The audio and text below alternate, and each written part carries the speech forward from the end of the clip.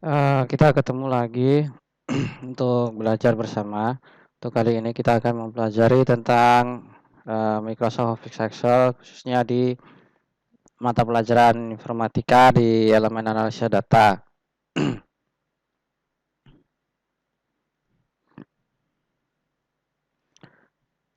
Nah, untuk materi yang akan kita pelajari kali ini adalah pengolahan data dasar di fase D kelas 7 SMP. Capaian pembelajarannya: pada akhir fase D, peserta didik mampu mengakses, mengolah, mengelola, dan menganalisis data secara efisien, terstruktur, dan sistematis untuk menginterpretasi dan memprediksi sekumpulan data dari situasi konkret sehari-hari yang berasal dari suatu sumber data dengan menggunakan perkakas TIK atau manual. Tujuan pembelajarannya ini dengan penerapan model pembelajaran problem based learning, peserta didik dengan kreatif, benar kritis, serta bergotong royong mampu dengan baik. 1. Menggunakan aplikasi pengolah data berupa angka dengan aplikasi Microsoft Excel. Yang kedua, menganalisis dan menyajikan data sederhana dalam bentuk tabel menggunakan aplikasi pengolah angka Microsoft Excel. Untuk kegiatan harian, tujuan pembelajarannya adalah mengetahui pengertian data. Ini itu yang sekilas tentang pengertian data, memahami data, dan analisis data. Kemudian yang kedua, menggunakan aplikasi pengolah data angka Microsoft Excel dengan baik. Yang ketiga, menganalisis dan menyajikan data sederhana dalam bentuk tabel menggunakan aplikasi pengolah angka Microsoft Excel. Nah, sekarang untuk pengertian data.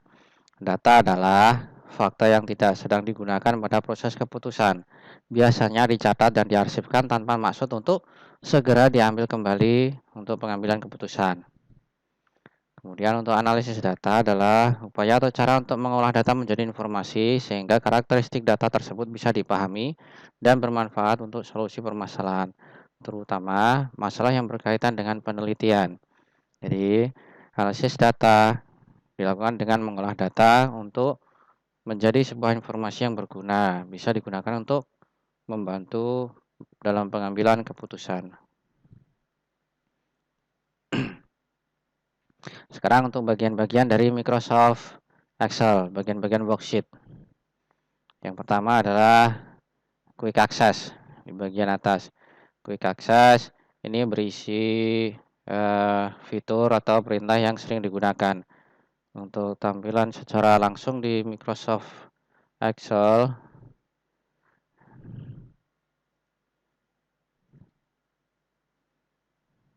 seperti ini.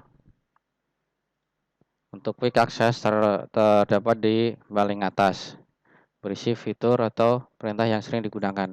Kemudian yang kedua adalah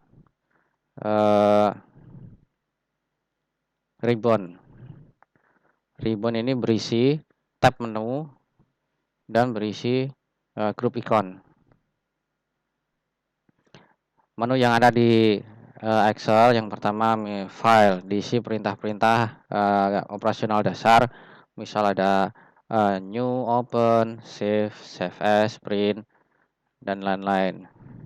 Kemudian untuk tab home, menu home berisi grup ikon antara lain clipboard, biasanya untuk copy paste, kemudian font, alignment, number. Ini sangat berguna sekali untuk pengolahan data di aplikasi Microsoft Excel. Kemudian ada menu insert yang berisi tab-tab grup ikon, misalkan untuk membuat bentuk tertentu, membuat grafik, kemudian mengisi simbol, header, footer, dan lain-lain. Untuk page layout seperti di Microsoft Word ini bisa digunakan untuk pengolahan pengaturan kertas atau worksheet yang digunakan atau sheet yang digunakan, serta mengatur posisi gambar. Kemudian ada formula yang berisi formula di Excel, data untuk pengolahan data, misalkan pengurutan, kemudian dan help.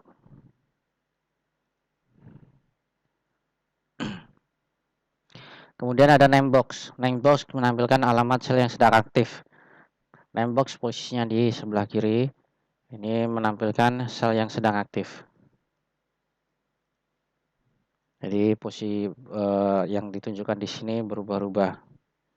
Kemudian yang kedua adalah yang selanjutnya adalah formula bar digunakan untuk memasukkan rumus. Jadi ini adalah formula bar digunakan untuk memasukkan rumus dengan tampil di situ. Sebagai contoh misalkan di sini ada data, ada 1, 2. Nah, penulisan rumus nanti akan muncul di situ, bagian atas. Untuk pengecekan rumus bisa dengan beberapa cara. Satu, dengan melihat di sini pada formula box, atau bisa juga dengan klik 2 kali pada lokasi sel yang ada rumusnya.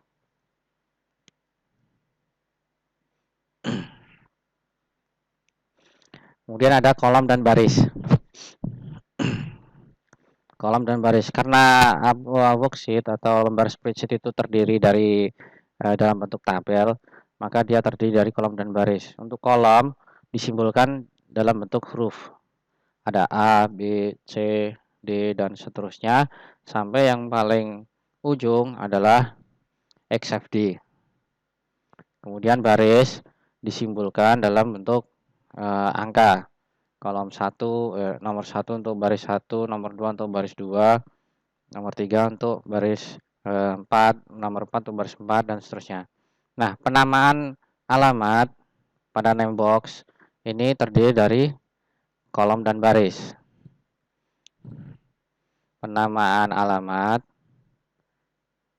dari kolom dan baris. Contoh E4 dan seterusnya. Sama seperti di sini. E adalah kolom, kemudian 5 adalah baris.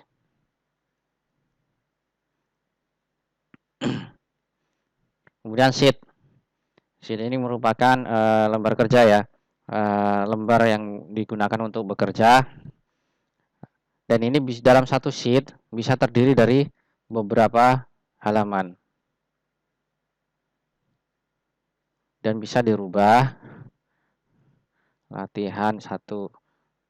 Dan bisa ditambah. Latihan 2. Sebagai contoh, begitu.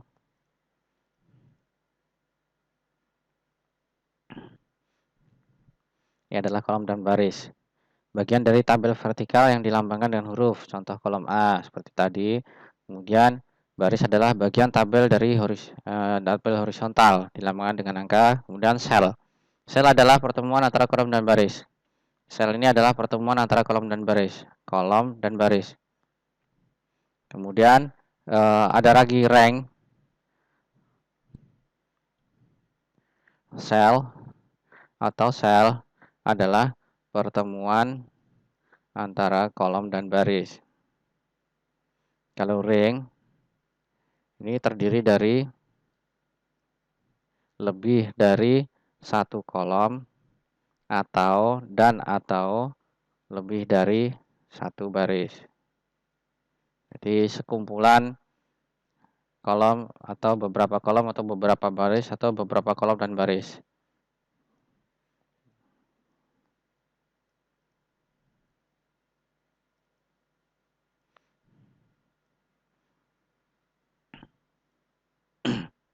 Nah, sekarang bagaimana penggunaan operator matematika di Excel? Untuk penggunaan operator matematika di Excel ada beberapa perubahan. Sebagai contoh di sini adalah operator matematika yang digunakan untuk penjumlahan pada Excel tetap menggunakan simbol penjumlahan atau plus. Kemudian untuk operator matematika untuk pengurangan di Excel tetap sama dengan tanda minus. Sedangkan untuk operator matematika yang digunakan untuk perkalian yang biasanya dengan menggunakan tanda silang pada Excel dirubah menjadi tanda bintang. Selanjutnya operator matematika yang biasanya digunakan untuk pembagian pada Excel menggunakan tanda slash. Sedangkan untuk tanda petik menggunakan tanda pangkat dengan menggunakan tanda simbol caping.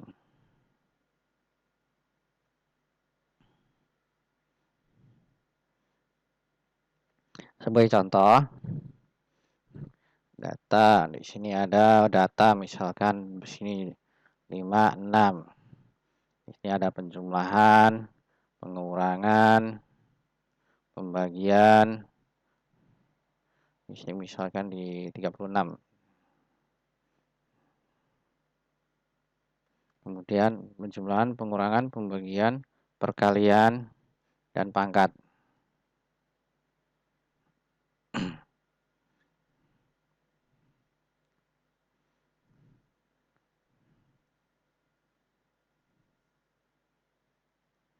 Dengan menggunakan tanda plus untuk penjumlahan, kemudian untuk pengurangan tetap menggunakan tanda minus.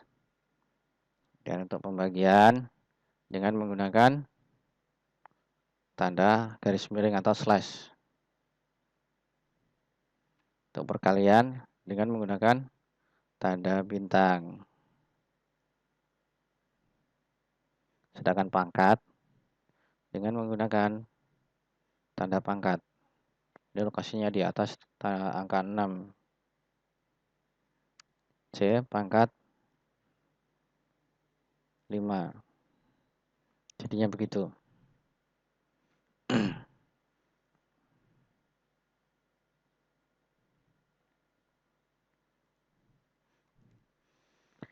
Pada Excel ada dua macam yang bisa digunakan untuk menghitung. Yang pertama adalah rumus, yang kedua adalah fungsi. Perbedaannya, untuk rumus adalah suatu instruksi untuk memproses atau menghitung data dengan menggunakan simbol aritmatika yang bisa digunakan di Excel.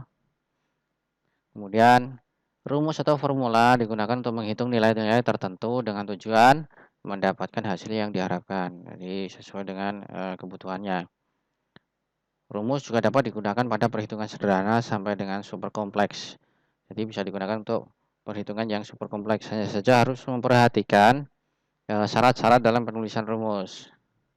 Syarat penulisan rumus apa saja? Nah, ketentuan penulisan rumus yang pertama tidak boleh melebihi 240 karakter. Jadi, penulisan di sini tidak boleh melebihi 240 karakter untuk yang penulisan rumus. Apa yang dihitung karakter? Yang dihitung karakter itu adalah angka termasuk kemudian huruf juga simbol.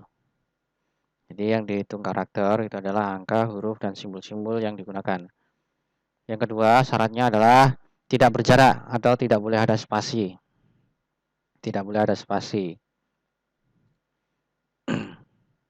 Jadi penulisan rumus di sini tidak boleh ada spasinya. Kemudian yang ketiga adalah diawali dengan karakter sama dengan. Jadi setiap penulisan formula atau rumus di sini harus diawali dengan tanda sama dengan.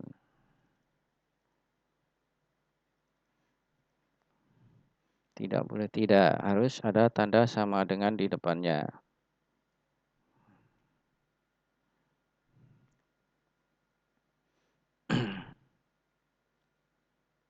Bagaimana cara penulisan rumus? Penulisan rumus bisa dilakukan dengan cara pengambilan alamat sama seperti di sini tadi. Penjumlahan sama dengan yang mau dijumlah mana tahu data ini. Kemudian diklik, kemudian bisa juga diklik atau dipanah sesuai dengan lokasi yang ditentukan. Kemudian untuk alamat sel ada dua macam. Alamat sel ada dua. Yang satu adalah relatif, yang kedua adalah absolut. Alamat sel relatif itu apa? Alamat sel relatif itu adalah alamat yang berubah-ubah.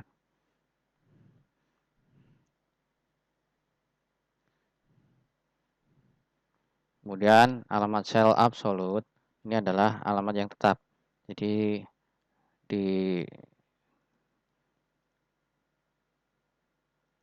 ketika di-copy dia tidak akan berubah. Rumus di sini adalah C3 plus C3. Rumus di sini adalah C3 plus C2. Ketika aku copy, tarik ke bawah, dia menjadi C4, C3. Karena dia turun menjadi berpindah ke bawahnya lagi.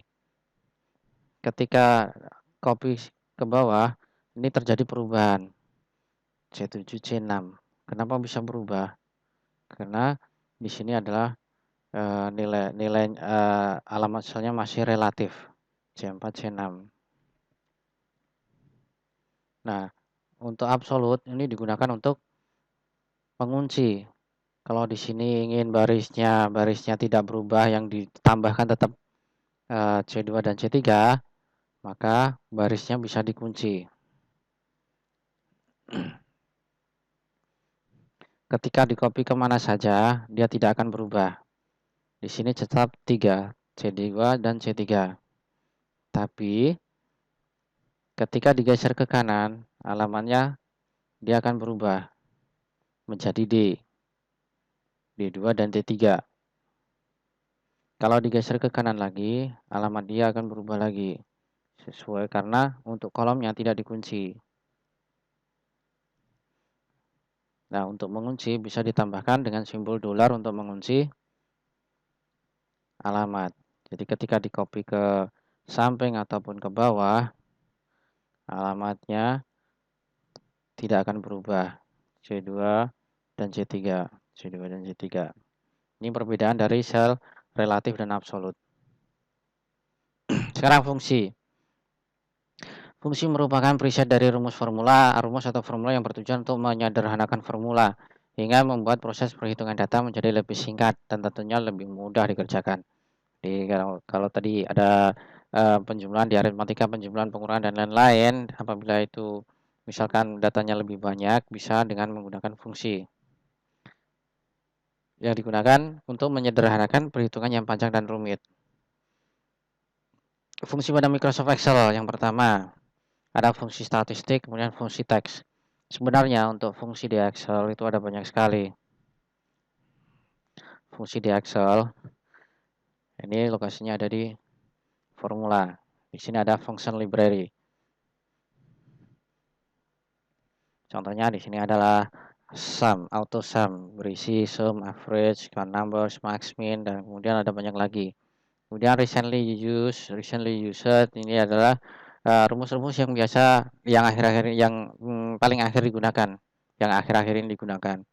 Kemudian ada fungsi yang digunakan untuk perhitungan finansial, logical, text, date time, look reference, math, more function. More function ini ada statistik, engineering, cube, dan lain-lain. Nah, di masing-masing ini yang akan kita pelajari dari semua ini adalah di fungsi statistik yang bagian sum, average, count number, max, min. Kemudian nanti sedikit tentang logical if. Jadi untuk yang belum dipelajari masih ada banyak sekali. Fungsi statistik. Yang pertama adalah sum. Digunakan untuk menghitung jumlah nilai. Kemudian max dari maksimal digunakan untuk nilai tertinggi atau maksimal. Min atau minimal digunakan untuk nilai terendah. Kemudian average digunakan untuk menghitung nilai rata-rata.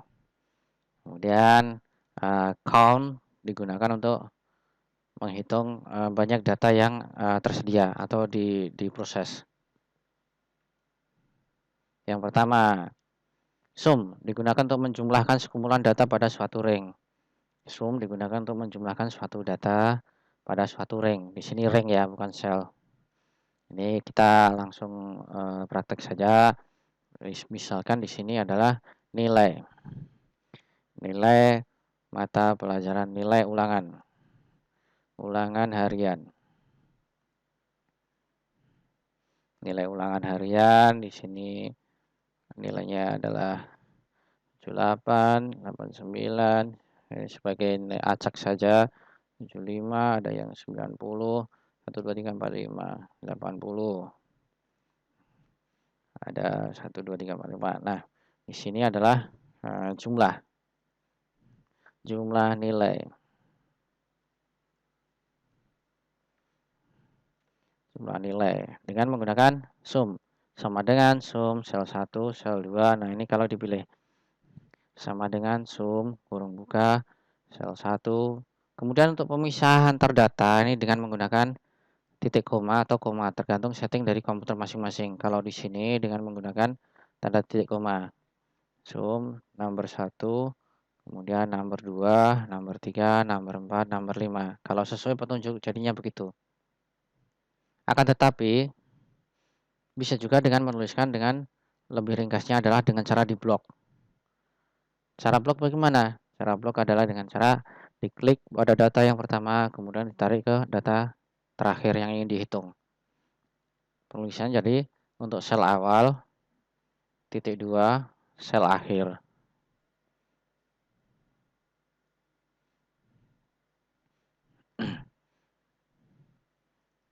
Bisa juga diikuti untuk petunjuk yang ada di bawahnya. Jumlah nilai. Kemudian average digunakan untuk mencari nilai rata-rata dari sekumpulan data atau ring. Penulisannya sama dengan average, sel 1, sel 2, dan seterusnya. Rata-rata. Rata-rata digunakan untuk menuliskan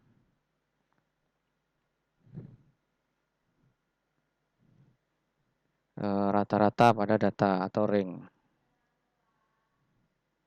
Atau bisa juga dengan cara sama dengan sum kurung buka di blok data yang ingin dihitung. Selanjutnya adalah max, digunakan untuk mencari nilai tertinggi atau paling besar. Penulisannya sama dengan max dan seterusnya. Maksimal nilai tertinggi sama dengan max kurung buka data 1, data 2, data 3, 4, data 5. Atau bisa juga dengan max kurung buka kemudian di blok.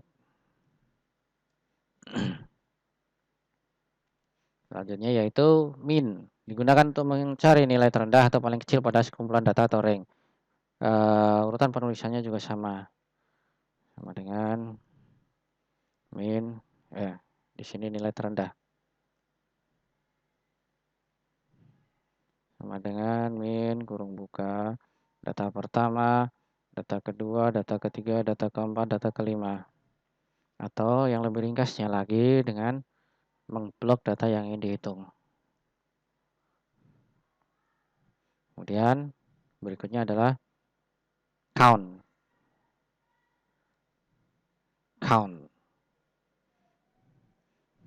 Count jumlah data dengan menggunakan count. Count kurung buka value 1, value 2, value 3, value 4, value 5. Menghitung jumlah data. Berarti di sini ada perbedaan antara jumlah nilai dan jumlah data. Untuk jumlah nilai, menghitung jumlah dari data yang totalnya. Kemudian kalau jumlah data, menghitung jumlah data yang dihitung. Jadi data yang dihitung adalah 1, 2, 3, 4, 5.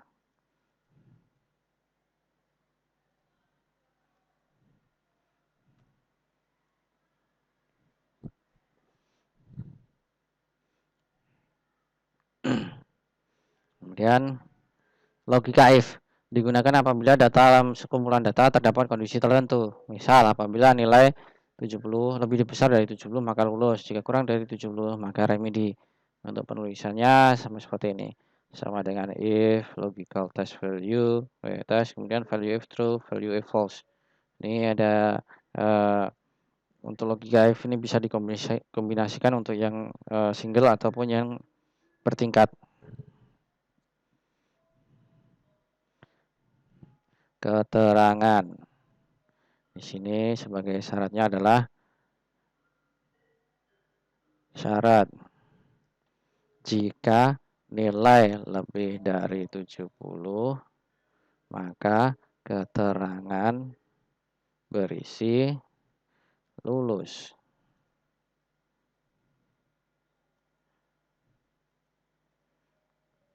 Dan satu if ini memuat dua kemungkinan jawaban yang bernilai true atau benar atau false atau salah. True di sini adalah true benar apabila sesuai dengan syarat yang ditentukan. Kalau tidak sesuai dengan syarat yang ditentukan, bernilai false. Jika nilai kurang dari 70, maka keterangan berisi remedi.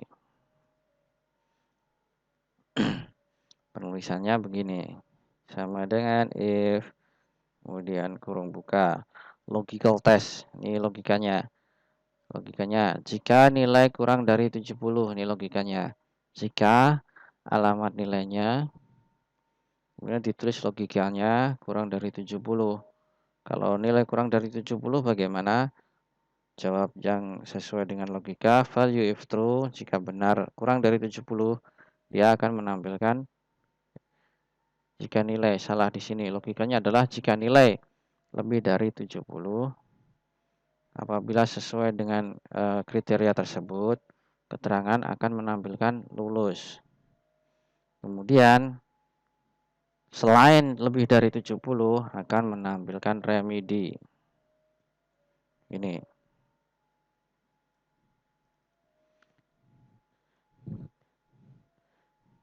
Jika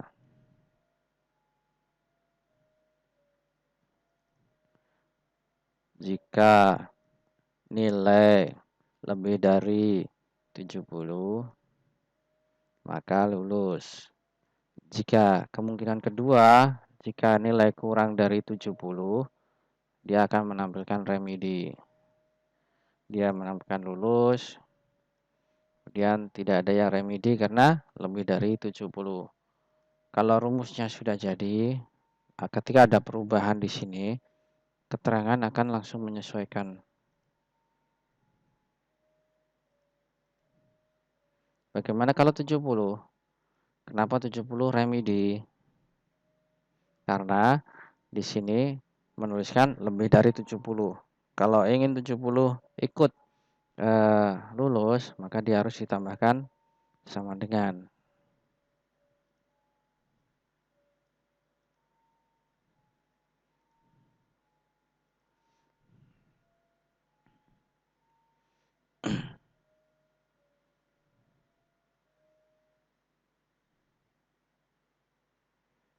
Selanjutnya,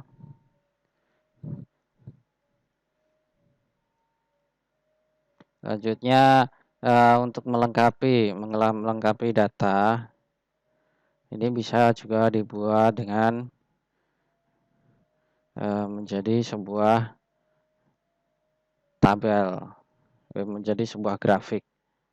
Misal di sini adalah Andi, di sini Dika, di sini Ana, kemudian Ziza, kemudian ada Reno. Nah, gini. Akan dilengkapi dengan grafik. Grafik posisinya ada di menu insert, kemudian grup chat. Bagaimana untuk pembuatan grafik yang cepat? Pembuatan grafik yang cepat bisa dengan cara memblok langsung datanya, nama dan nilai ini yang akan dibuat grafik. Kemudian klik insert, menu insert, kemudian pada grup chat pilih grafik yang diinginkan. Grafik yang diinginkan. Jadinya begini.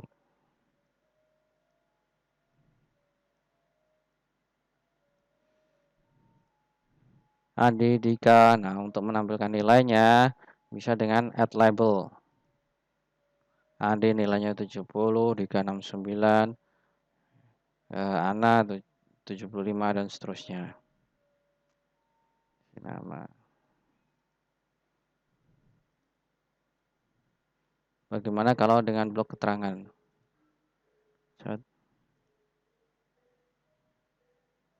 Nggak bisa, Reno.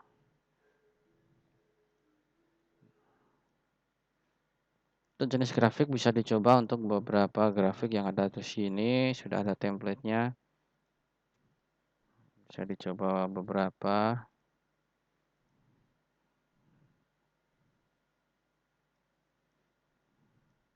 Please.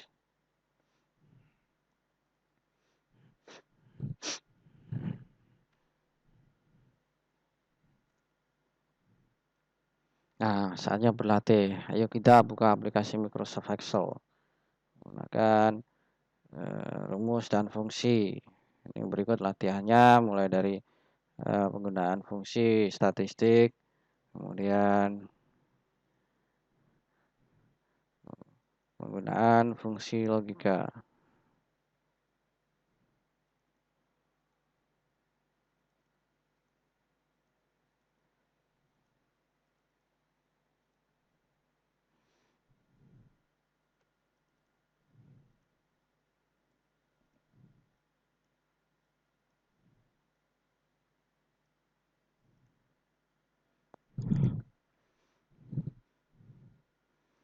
Jangan lupa disimpan dengan cara file, kemudian save, kemudian bisa dipilih untuk salah satu disk device, pilih yang di dokumen atau browse. Pilih di dokumen, terus di sini ditulis untuk nama filenya, latihan 1, save. Tanda kalau sudah disimpan, di sini muncul nama filenya di bagian title. Sekian, terima kasih.